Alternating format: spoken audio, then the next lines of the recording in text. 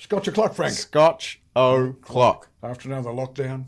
Oh, I mean, we really did it tough in WA, didn't we? We've done it really tough compared to solid 5 days. The poor old Victorians. Yeah. Well, anyway, Well, here we go. We're back. We're back. We're back. Business as usual, which requires whiskey. Whiskey. Otherwise, it's not really business. Well, we've got to lubricate the business, otherwise it doesn't work. Well, it needs to be a well-oiled machine. Absolutely. And what better oil than a couple of drams of nice whiskey? Which reminds me of a little joke. Of course Frank. It does. There we go. Just looking at young Angelo there, he's such a fit bugger. But, there's a young gentleman, went down to the gymnasium and he was pretty unfit. And he said to the manager, look, I'm very unfit. What sort of course have you got? And the guy said, look, you probably need to start off with the beginner's course. And he said, so go and get your gear on. I'll meet you in the gym. So he goes and gets his gear and he goes into the gym. And there on the running machine is this stunning, naked woman running. Okay. And the manager says to him, mate, you can get on behind her. When you can catch her, you can make love to her. He said, fuck, how good's this? He's there every day, mate, for about 6 weeks. And he finally gets her, throws her on the ground and, makes love to her. And he goes out and he thinks, that was a beginner course. I wonder what the advanced course is like. That must be really sensational. So he goes to the manager and says, look, I think I'm ready for the advanced course. He's going just, no problem, go and put your gym togs back on, see you in the gym. Goes in and walks in the gym, there's a 6'10" African-American guy naked with an erection, and he said, start running. Jesus Christ. Oh, God. There we go. It's a good way to start the day, really. Well, yeah, it's a good way to start the day. Start running. I'm scared just thinking about that. You can picture it, can't you? Angelo's losing the plot. We've lost Angelo. Lucky. Wait till Harley hears it. Yeah, okay, all right. Well, that's just... so what's on our agenda for today, Frank, apart from telling jokes and all that sort of stuff? Well, look, I guess, we got to talk a little bit about current affairs, what's going on. Too. We've got to talk about Scotch. We've got to drink some of this beautiful whiskey, which you can tell that we have indulged in. And we've had that. I love this one. It's one of my favourites, actually. Well, beautiful. It's very sweet, very nice. It's a Highland. But it's kind of Speyside Highland, but it's the same thing, really. It's just different branding. Yep. But it's beautiful. Yep. But I thought we'll have a little taste of this. Yep. Then we'll discuss some of the stuff, relevant, like Facebook. We need to have a chat about that and work out. It's been a really interesting week with Facebook. Yeah. They backpedaled, obviously, to a certain extent, but, whether that's a backpedal due to, some negative feedback or whether it was part of the strategy. Well, I think from Zuckerberg's point of view, his big problem was the whole world's watching what we've done because it'll be replicated now in other countries, and that's what he didn't want. That's what he was fighting against. It was not so much to do with Australia, but now you've got Germany, the UK, all wanting to implement similar laws, and it's bound to happen sooner or later. So, I don't think he had a lot of choice at the end of the day. But see, it didn't affect me. I don't get my news from Facebook. No, I don't either. I never look at news on Facebook. I read the paper. But Harley's a perfect example. She didn't know where to get her news from. Oh, didn't she? Well, no, she knew, but that was the go-to, the normal go-to, or you'll know this as well, Angelo, but that was the thing in the morning. What's going on? There'd be the posts from, news.com.au or Perth Now or whatever, and all that stuff would be just kind of the resource to then venture out into the different areas. I've got all those excluded on my Facebook page. Well, I didn't even have Facebook on my phone, so I was always if I wanted the weather, I'd be on the website for BOM. I log on. I've got digital subscription to the Australian, to the New York Times, and some others.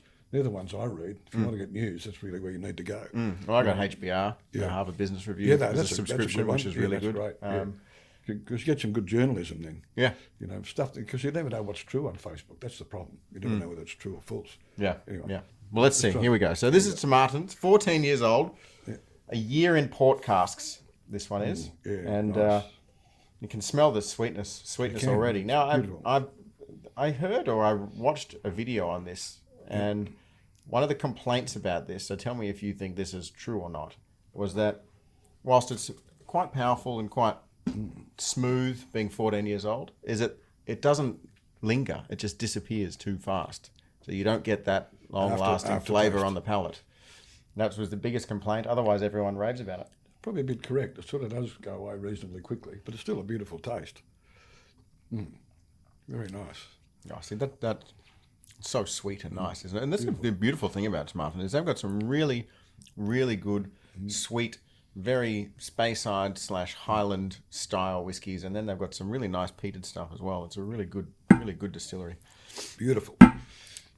So yeah. So I mean, look, what do you think? I mean, what's the is it the correct move from Zuckerberg? Do you think he's done the right thing? I think so, because I think ultimately he knew that he was on a lose. Frydenberg or the government, or particularly, wasn't going to give in, and they've given in a little bit, but not to some of the demands they wanted. Particularly with the arbitration clauses. I don't know whether you've read the legislation, but there's some very tight arbitration clauses in there, which is what the media companies didn't want. And the arbiter's decision is final. Right. That was really, really where they were coming from. It was one of the major sticking points. But there's no way Morrison and Frydenberg were going to give in on that.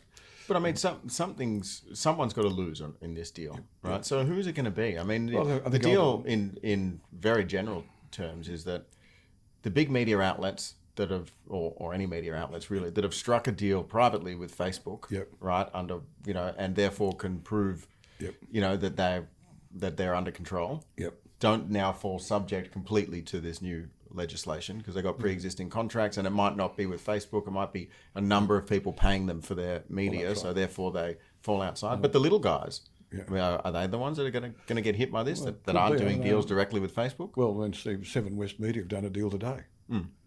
So they've signed on. So they want to get in on the act, and Facebook have signed up. Same with Google. Google we're going to pull out of the country. Facebook we're going to pull out of the country, but they've all given in. So I think that what I've read of the legislation, it's good legislation. I believe it's good legislation. Okay. It was timely, because legally they're platforms, not journalists. Yeah. So that's all is their argument. But people can post stuff on the platform, but we're not creating it. But I think they've got a moral responsibility for some stuff too, and you should be paying for newsfeed. I mean, it's like copyright. You're taking journalist stuff that somebody's written and the paper's paid them for, and publishing it all over the world. I mean, that's not fair to the creator, in my view. Yeah. So that's it's copyright in a sense. Well, yeah, but is it then up to somebody? But that's in the terms and conditions of Facebook. Once you put something on Facebook, it's their property. Not their property, but it's their right to distribute it how they please. Yeah. That's the whole terms and conditions that no one ever reads, of course, when they sign up to these platforms and things. But that's the way it goes. So you're foregoing your rights to... Yeah. Well, if you're a journalist for the West Australian and they're copying the West Australian's data, you don't have any say in that. That's a bit of a trick, isn't it? Okay. So the more in the supply chain... That's right. The more... Yeah. That's right, because they're just taking data off, say West Australian's website. But then you've got, is that a marketing positive for the writer, because they're getting a massive distribution network that sees an article written by somebody that then someone might then follow the rabbit hole of looking into more articles from that person. Yeah, it could be. I mean, but unless it's been edited, well, and that becomes an issue. If it has been, so I don't. I never read news on Facebook anyway, so I don't do. Well, nor do I, but you do on West Australian. Big one. But you do on West Australian, so the same problem still lies there. Yeah. The difference is I'm reading the West Australian's website, and I know the journalist's been paid for it, and I'm paying for a subscription to it. Yeah, but even on Facebook, it's a direct share. It's not they're not copying and then repurposing it on Facebook. It's usually just a share directly. So when you click on it, it most likely takes you to the West Australian website or something. It's just a distribution channel. It's not repurposing or editing. Maybe in some cases, but I don't see that. Look, I think in the long run, what they've done is good overall. I think certainly good for the publishers. Absolutely. They get a feed for doing it, which they should. It's their right. And like I said originally, I think the issue for Facebook, Google, and all these others was that Australia was the test case. It's unusual. But the US, particularly the US, and Canada's already said they're coming on board. They're doing exactly the same thing. The UK, Germany's doing it. So I think Zuckerberg and the guys at Google, I can't remember his name, they've just had to have a reality check. Think we're going to have to deal with this. We can try and bully them out of it, but really internationally everybody's going to come on board and say, well, sorry boys, this is what you've got to do. Then you had Microsoft in the background saying, well, if Google pull out, we'll come in and do it. So, there's some pressure on Google from that. I don't know how good Microsoft's search engine is. It's Bing or whatever it's called, isn't it? Yeah. Yeah. Well, Google's not. Bing is Microsoft is Bing, not Edge through Bing, etc. But I mean, what part of Facebook's user base is using it for news? I mean, it's the whole idea is it's a social network. Yeah, I know. Right? It's not designed for people to go there for news. News is a part of it. So how much of an effect is this really going to have on Facebook either way? Because their whole purpose is connecting people and advertising to people. News is not really, aside from their own advertising purposes, it's not. It's about companies paying Facebook to advertise whatever their product is to someone else. News is a small portion of the whole ecosystem. I would have thought so. I mean, what's Facebook's revenue on Australia? 1.9 billion or something now? Something. I'm not actually sure. And the advertising revenue is huge, from what they get from advertisers. So they do pretty well. But look, it's been. I think for me, it's been very interesting just watching it play out. Yeah. But anyway, legislation will go to the Senate this week. Well, it's nice for Australia to be at the forefront or near to the forefront for something that's going to affect the whole world. Yeah, absolutely. And others following us for a change. Meanwhile, most of the Australians are just sitting around saying, whatever. I'll just pick another website to get my news from. Is there a cricket match on or a footy match on? Yeah, that's right. As long as they're not changing how I can watch sport that's the important bit for the Aussies. But anyway, that's why I'd have elections on grand final day. Nobody would vote. Dear me. Yes, that's Facebook. So what else will we get of it? But it'll play out. It'll play out through the Senate now. Once it's legislated, it's cool. Done. I guess how did you even contemplate getting news before Facebook existed? And what would you even do? How did you survive life without having access to Facebook and news? Well, so we always got the newspaper delivered every morning. We'd sit around the breakfast table and read the news. Even for you don't get that. You don't get that anymore. I get the newspaper every morning. The real one? Yeah, the real one. Oh, okay. It's delivered every day. The first thing I do in the morning, I get up, read the newspaper. But I don't get the Australian delivered because they don't deliver in Yanchep. But I log on and read the things that interest me. But has the actual paper? I mean, do you think is that going to die? It's actually growing. The West Australian subscription base has been growing for the But online, but the online includes both, right? No, not necessarily. You can subscribe to online and not have home delivery. Okay. I have both. So, I get home delivery, which entitles me to the online one anyway, or you can just subscribe to online. But I'd be very interested in those numbers, as I'm sure you probably would too, Angelo. If that's actually increasing, their readership has increased. Yeah, their readership has increased. Their delivery has increased. And I actually, because I'm my age, because I like to actually pick the paper up and read it. It's like reading a book. I can't read digital books. I can, but I don't like them. I've got to go and buy the book and physically sit there and read it. I read one last night actually. Wasn't very good though. Anyway, another story. But aside from that, updates from us. We've got automation coming out the backside, which absolutely is exciting and frightening at the same time. It's been a huge learning curve for me, but it's been good. I like learning new things, but it's fascinating. Yeah, way to go. Absolutely, we've said that before. If you're not in the digital world, you've got a problem. My view of the world. But everyone should be, right, in some degree already. Technological world, I should say. If you're not using technology to improve your business. But what's interesting is from doing the automation, we've realised how many businesses aren't. Yeah, I know. Yeah, heaps. Automation primarily, at the moment in terms of large scale automation is invoice processing from suppliers and vendors, things like that. And there's so many that we see that are handwritten still. I know. No accounting system, and this is where automation now becomes a challenge because until people adapt to, the new technology of some sort, whether it's to do with accounting, whether it's to do with their business, their point of sale, the front of house, whatever, then the automation falls down because it still requires that first step from old manual processing into some sort of technological advancement before the proper end-to-end automation actually has a chance. Well, it's like I was mentioning the plumber that came around to the house yesterday. I said, what are you running at the moment? Everything's manual, Excel spreadsheet. No, I thought you were going to tell a joke about a plumber then. No. Do you feel that as well? I've got one on top of my head, but so he's still doing everything manually. I said, that's not really the way to go. No. So he sends a list to his accountants to do his BAS every quarter. No, thanks. But he's probably typical of a lot of sole traders. Still doing it. And so. Silly. No way to go. But you're right. You've got to get everybody onto the right platforms before we could automate them. Yeah. But I just think that's exciting. I know we've invested a lot of time and money in it. But it's definitely the way to go for the future of the company. Yeah. No doubt. Now we've got a new young fella started. We have young Brett. Yesterday. Yeah, What day is it? Monday. Wednesday. No, Monday? Wednesday. I don't even know what day it is. Yeah, it's a worry. Isn't Monday.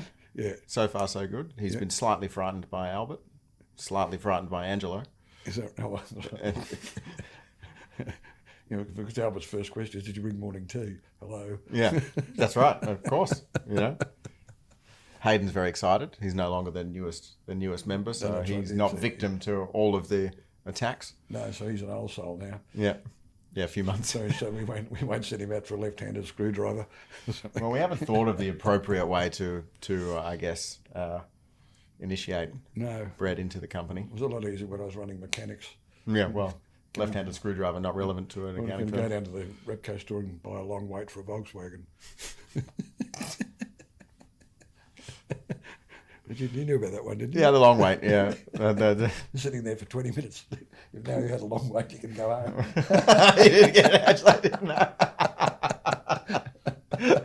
Used to set him up with a supplier. Oh dear me, yeah, those things. I don't know whether they happen anymore. You probably sued that today. What's that? Oh, no, you can't. It's all in good fun. We've had our fair share of pranks, but it's only we've been inhibited by the open plan offices. We can't cause too much havoc to an office. No. Like what we used to do at AGC, put super glue on the phone, so when it rang they couldn't pick it up. Lift the phone up. Oh, we've done a few. We filled up an office with balloons at the last place. Yeah, we did. I remember putting glitter in Manny's air vent because he's so clean.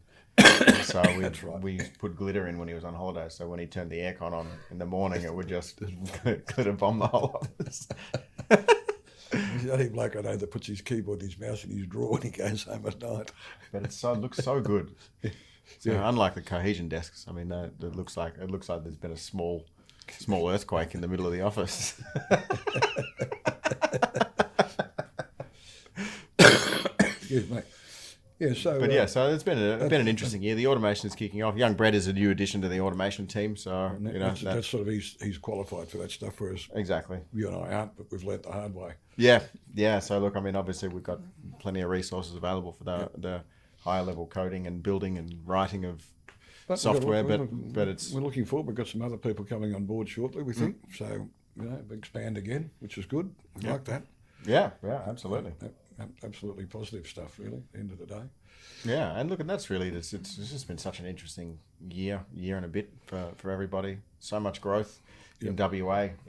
Being one of the only high-performing states throughout this whole thing. Only state with a surplus at the moment. Yeah, exactly. But, we can thank our mineral resources for that. Well, of course, yeah. Hopefully they let us keep some. But I mean, to the government, the state government's credit, though, I think they've done a really great job in the last year. With COVID, you mean, or just in general? Yeah, they've done a good job. Credit where it's due. Really. Look, it's another conversation of people. Again, if you look at it like running a business, which is how I default to in every time. From McGowan's point of view over here, is his strategy too harsh on cases and things like that? Of course there's a case for that. Yeah. We had one case, we went into full lockdown, no one's allowed out of the house unless they're going for exercise or to a doctor or to work, basically. Super harsh when you look at what's happening in the rest of the world where they're barely even locked down for 10,000 cases a day. Well, it's a couple of options. If you look at what Berra Dicklin's done in New South Wales, she's done a great job not locking down, but with tracing. So they've kept it under control without doing that. So she's done a good job. McGowan's done an equally good job here. So I don't know what's right and wrong. It worked for her in New South Wales. She did pretty well with it. And it's worked for him. We're probably a bit easy here because we're just one state with one border. So it's pretty easy just to shut the border and say, you're not coming in. We're keeping the virus out. More difficult for somebody like New South Wales when you've got Queensland on top of you and, South Australia and, Victoria bordering you, basically. Well, I guess at the end of the day, I mean, from a management, an economic management point of view, You know, the less lockdown time we have, the better for the economy, the better for small business, the more. So if we shut down for one and it's only a couple of days or a few days, then we can survive that. No worries. And what did we shut down for originally? A few weeks, wasn't it? We were a month and a bit, I think. We did sort of pretty good compared to 111 days in Victoria. Yeah, exactly. We did the month of April or the end of March, start of April last year. Yeah. And then semi-eased restrictions, of course, which hits business, but, you know. Well, the interesting thing now be now the injections are here, so. Well, the vaccination, we can all get immunised, and that'll make a big difference. But I don't know, though, you know, I mean, I don't know that I'm that keen on being first round for the vaccinations. It's always a question. My old mate David, the homeopath in Adelaide, said. I thought you were going to say something else then. So actually, so too. Dave's advice was wait for the second round, basically. Yeah. But because I'm in the vulnerable category, I have to think about that. You know. Well, yeah, but again, I mean, vulnerable category in the least vulnerable state or one-off. Yeah, that's right. And so, you know, of course, and talking to Albert about it this morning as well, he's been advised by his heart specialists and all of this stuff. Same thing, get it. Yep. But, you know, we're always reticent to be involved in the first round of anything, you know, especially when it comes to, you know, injecting stuff in our bodies. But my time, when I had the first round of the Saban polio vaccine back at school, when they brought that out. Okay. No problem, you know, so... And, you know, the people are medical professionals for a reason and have been working on this for a year now. So it's not like they threw something in a test tube and 2 weeks later it's getting jabbed around the world. I think they've done pretty well. And, you know, in my day, we had, you know, TB, polio. I mean, we had kids at school that had polio. It's a horrible disease. It's gone now, you know. And, you know, one of my friends in Melbourne's only got sort of use of one arm because of polio. Yeah. If you get Clive, my ex-business partner had polio. Really? Yeah. Yeah, in Melbourne, yeah. Okay, didn't know that. Nearly killed him. So, you know, we're glad those diseases are gone. So it's like this thing, I think the issue is something I was reading in the Australian the other day. There'll be another one. This is one. Oh, no, but this is another one. And this one's not going anywhere either, No. right? So the vaccination is going to be required for everybody and it's going to be a necessity for everyone.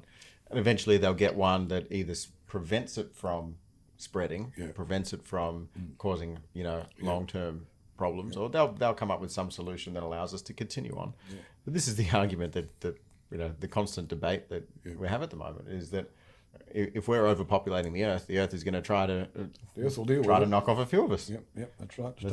That's kind of the way I see it. It's just it's going to be, you know, we start knocking down everything. If we look at the pathway of the world population, right? If we're getting up to 11, 12 billion people, you know, 20 billion people. Yeah. The world can't sustain that.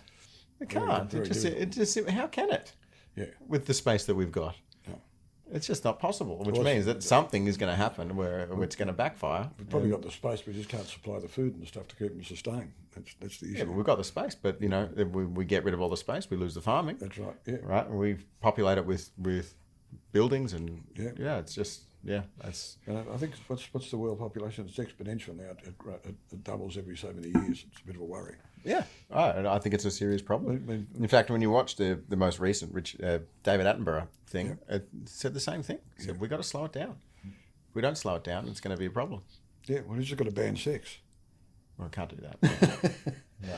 That's not going to happen in a hurry. No. Well, I don't know where it picked up. There's an article in the paper yesterday. There's a baby boom in Victoria at the moment, all due in around July, August. COVID. Yeah, COVID. Lockdown. Lockdown. Yeah. What else do you do? 26% increase in bookings at the maternity hospitals. So there's been a lot of bonking going on over there. Well, I mean, again, there's only very limited things you can do in a lockdown when you're at home with the partner, and that's a bit of horizontal folk dancing. Yeah, horizontal folk dancing, eating, playing video games or board games, watching TV, working and watching Netflix or Stan or something. Yeah, or stick movies. Or just a bunch of porn. Yeah, right. Depends on where you sit on that. Well. So I was going to say that's what she said. Can't say that on your own joke. Oh dear me. So the other interesting is, like, I think Alan Joyce from Qantas was saying, you know, no jab, no job. So he's basically telling his employees they've got to have it. I don't know whether he can do that. I'm not sure.